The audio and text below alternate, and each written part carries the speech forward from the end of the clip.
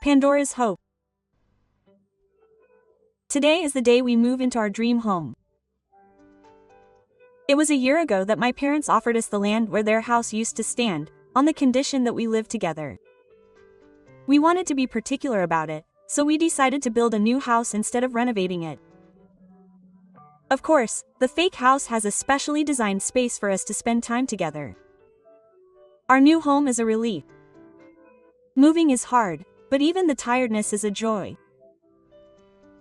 Wow, it's so spacious. It looks pretty good. I turned around at the sound of a voice, and it was my husband's younger brother, Akita.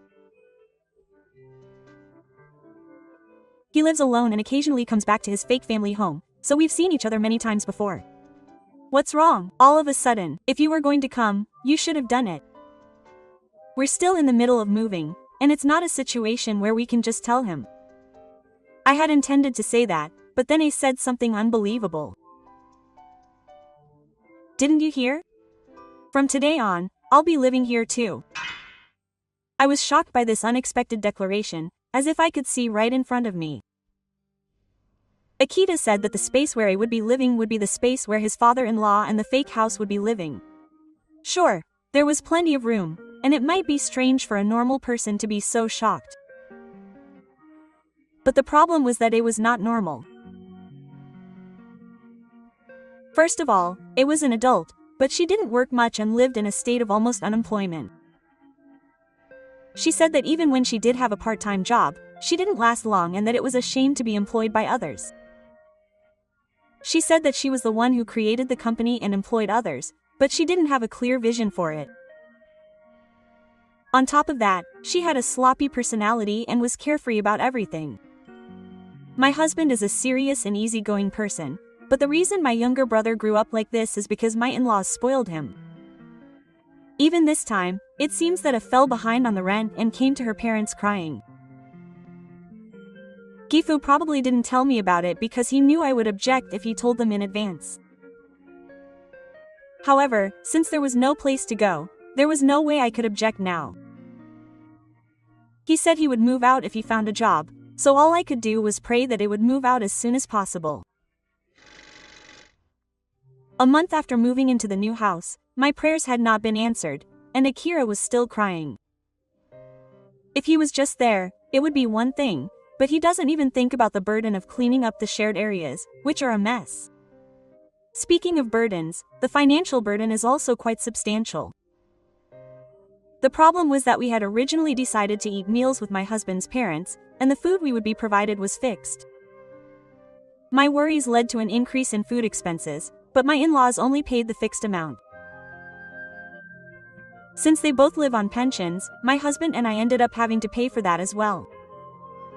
As a result, our conversations as a couple naturally led to more complaints about our dissatisfaction. I'm really sorry about that, guy. Don't apologize for causing me so much trouble.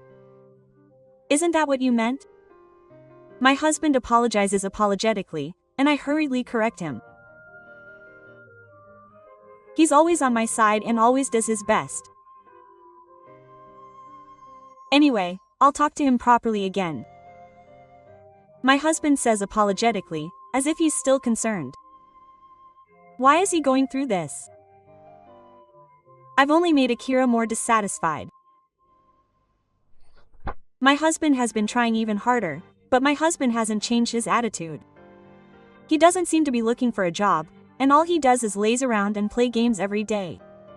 She's a tough and rude person. I couldn't just leave her to her own devices, so I decided to talk to my mother-in-law directly. Of course, telling her directly that I wanted her to move out would cause a rift, so I decided to look into the family. Finding a job would be difficult, so I suggested introducing her to someone I knew. However, my concern was in vain, and my mother-in-law was clearly upset when she heard my suggestion. Hey, don't do anything unnecessary. I don't need anything unnecessary. That girl can do anything if she puts her mind to it. It seemed like I had completely messed up, and from then on I was forced to listen to Yoshinobu's bragging, which I didn't want to hear. What's more, it was all about what happened to Kiku in elementary school and how he couldn't stand it. This doting parent was the cause of everything.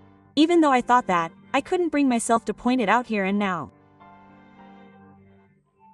I sighed in my heart and hoped that this time would pass quickly. 3 months after the move, the usual routine and restrictions on our home continued. My husband continued to do his best, but the results were not apparent, and I continued to endure it. In the midst of all this, an incident occurred one day when I came home from work. My husband was currently engrossed in gaming because the TV was too big. What's more, the place was a terrible mess. It was incredibly dirty with cup ramen and snack trash scattered everywhere. I was tired from work and couldn't stand it anymore, so I decided to tell him off. I wish he would at least clean up the trash he made himself. That's fine. That's enough. I'm busy too. If that's all you want, then why don't you do it? My daughter is stronger than usual, so I finally stopped playing games and told her not to get excited.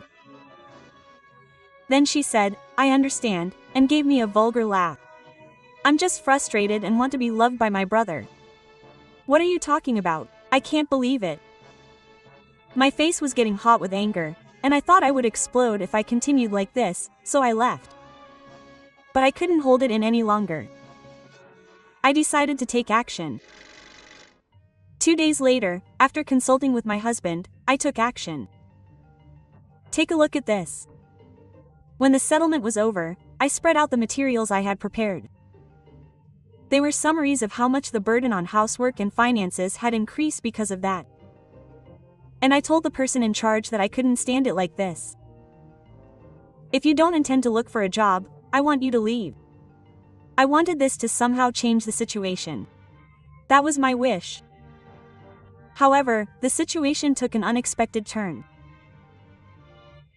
If that's the case, then if you leave, then it's just as Mom said. This is our land after all. My mother-in-law and Gifu looked at me with expressions of displeasure and said it clearly. They just laughed at me, the party leader. They must have thought, look at me. I never imagined that I would be the one being told to leave. What was the point of all the time I'd endured? I couldn't help but feel frustrated. I thought I had finally gotten the home of my dreams, so why did this happen? Intense emotions such as anger and frustration were overflowing inside me and were about to break out. I tried my best to suppress my overflowing emotions so that I wouldn't lose my composure. In response to this, my mother-in-law demanded that I apologize to my brother. She said that if I didn't leave, she would kick me out. I couldn't hold back my voice and tears welled up in my eyes. We're leaving. My husband glared at his parents and declared without hiding his anger. They must have been overconfident that I would never leave. Suddenly, my in-laws started shaking in unison. Calm down for a moment. There's no need to leave. I told you to leave. Let's go. With that, my husband took my hand and left the room, leaving my mother-in-law and my mother-in-law preoccupied. My mother-in-law and I tried to stop them, but we completely ignored them.